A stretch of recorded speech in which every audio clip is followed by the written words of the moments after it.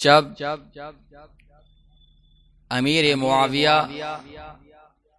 ने अपने बेटे यजीद को खिलाफत दी, मैं ये वाज़े कर दूं कि मैं तमाम वाक़यात को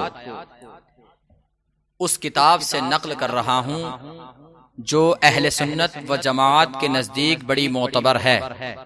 वो है सवानिह करबला, हज़रत सदरुल्लाह फ़ाज़िल फ़ख्रुल अमासिल सैयद नईमुद्दीन मुरादाबादी अलैहिर रहमतु व रिदवान। इससे ज़्यादा मोतबर किताब हमारे यहाँ मैंने नहीं देखी।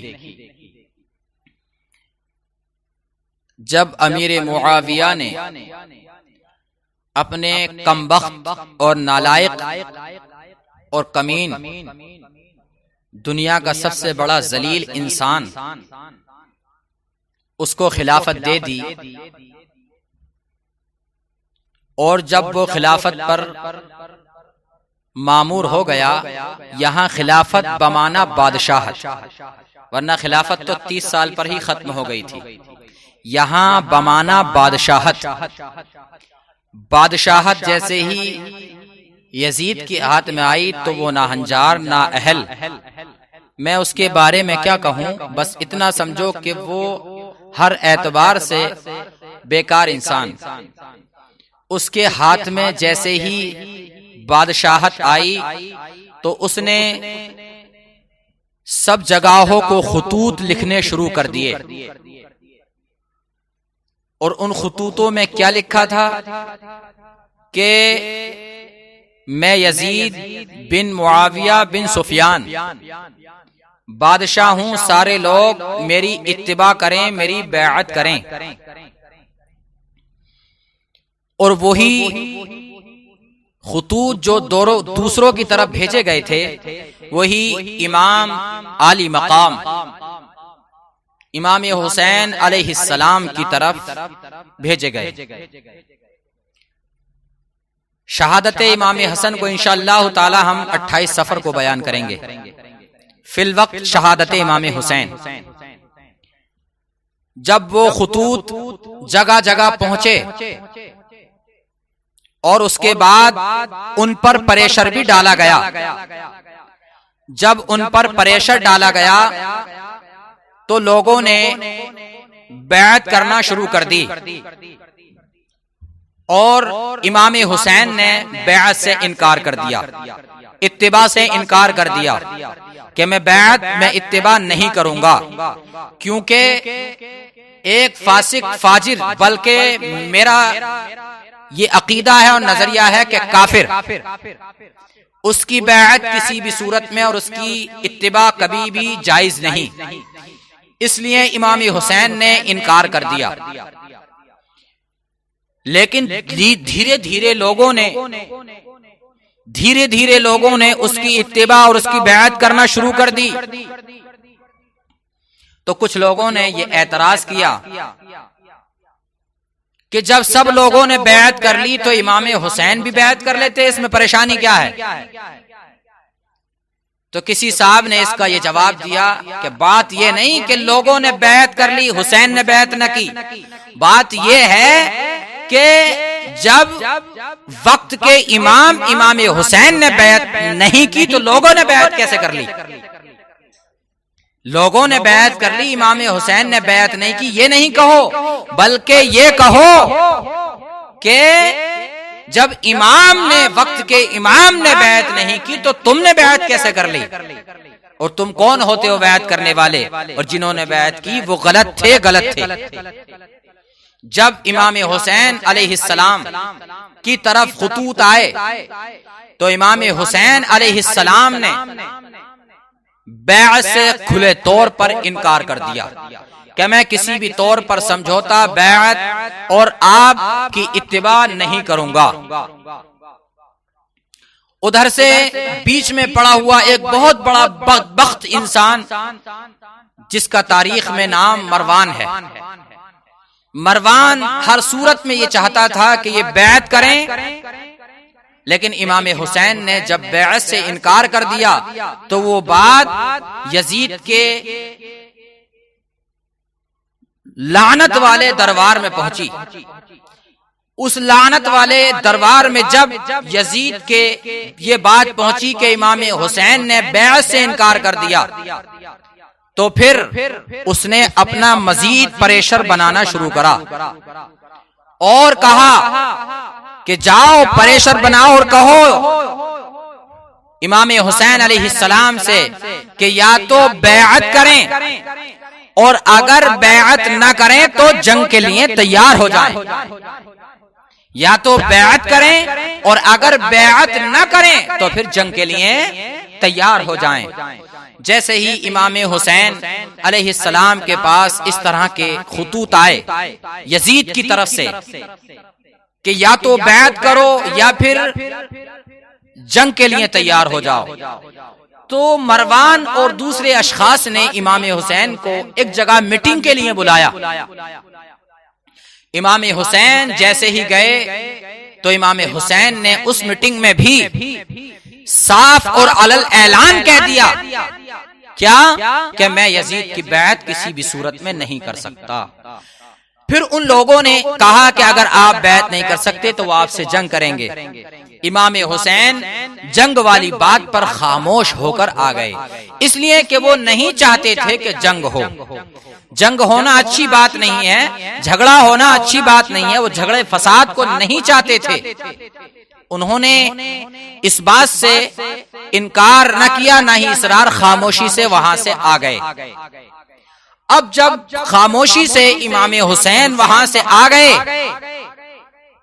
अपने लोगों में आए और आने के बाद मशवरा किया कि यजीद बदबख्त है, लानती है, काफिर है, जहन्नमी है और खिंजीर है। हम उसके हाथ पर न बैअत कर सकते हैं, न उसकी इत्तिबा कर सकते हैं और न ही हम उसके फरामीन को मान सकते हैं। और जाहिर सी बात है वक्त के इमाम पर एक खबीस इंसान का फरमान न शरीयत के हिसाब से चल सकता है न दुनियावी हिसाब से चल सकता है। इसलिए इमाम ने इनकार कर दिया। लोगों ने कहा कि इमाम हम आपके साथ हैं, अगर आप जंग करेंगे तो हम तुम्हारे लिए जान देने के लिए तैयार हैं, अगर आप उससे झगड़ा करेंगे तो हम आपके लिए जान और अपना माल, तन, मन, धन सब देने के लिए तैयार हैं। लेकिन इमाम ने उस वक्त भी झगड़ा पसंद नहीं किया। इसी दौरान में मक्के के लोगों के खुतूत इमाम हुसैन पर आ हुए थे और आ रहे थे, किस लिए कि आप मक्का को तशरीफ ले आए। जब आप मक्का को तशरीफ ले जाने वाली बात पर आपने मदीने के लोगों से मशवरा किया तो मदीने के लोगों ने मक्का जाने के लिए साफ इनकार कर दिया। उधर कूफे का भी पता चल चुका था कि वहां के लोग भी इमाम हुसैन को बुला रहे थे कि आप हमारे यहाँ आ जाएं। तो फिर इमाम हुसैन अलैहिस्सलाम ने तमाम लोगों को बिठाकर ये कहा कि मुझे दो जगह का बुलावा है, एक मक्के का, एक कूफे का, मैं कहां पर जाऊं। तो मदीने के लोगों ने आपसे साफ इनकार कर दिया कि हम आपको ना मक्का जाने देंगे और ना कूफा जाने देंगे, इसलिए कि आप अगर कूफा गए तो हमें पता है कि उन लोगों ने आपके वालिद साहब के साथ क्या किया था। इनकी बेवफाई कमबख्तों की पहले से ही मशहूर है, इसलिए हम कूफे जाने की आपको किसी भी तौर पर इजाजत नहीं दे सकते। जब कूफे के लोग जाने को इनकार कर दिया तो फिर आपने कहा कि मुझे मदीना जाना है, मक्का जाना है। तो मदीने के लोगों ने साफ इनकार कर दिया कि आप मक्का नहीं जाएंगे। लेकिन वहां पर लगातार खत आते रहे और ये बात आई कि आप आ जाएं, हमारे लिए कोई रहनुमा नहीं है, आप हमारी रहनुमाई फरमाएं, आप हमारे लिए आ जाएं। जब बहुत ज्यादा इसरार हुआ और फिर उधर यजीद की तरफ से इसरार बढ़ता रहा कि या तो जंग के लिए तैयार हो जाएं या फिर यजीद की बैत करें और उसकी इत्तिबा करें। इमाम ने साफ तौर पर इनकार कर दिया। तो फिर इमाम ने हालात को देखा कि उसने अपने कुछ लोगों को मदीने पर भेज दिया कि जाओ इमाम से कहो और उसके बाद जबरदस्ती उनसे बैत लो, और अगर बैत ना लें तो उन्हें शहीद कर दो, कत्ल कर दो। जब इमाम ने मदीने के हालात देखे कि मदीने के हालात अच्छे नहीं हैं, साजगार नहीं हैं, तो गए। और जाने के बाद इमाम अलैहिस्सलाम कहाँ गए? अपने नाना जान के रोजे पर। और नाना जान के रोजे पर जाकर कहा कि ए नाना जान, अब मुझे मदीना छोड़ना पड़ेगा, हालात अच्छे नहीं हैं। और साथ में अहले बैत अतहार में से भी कुछ अफराद थे और साथ में मदीने के कुछ लोग भी थे।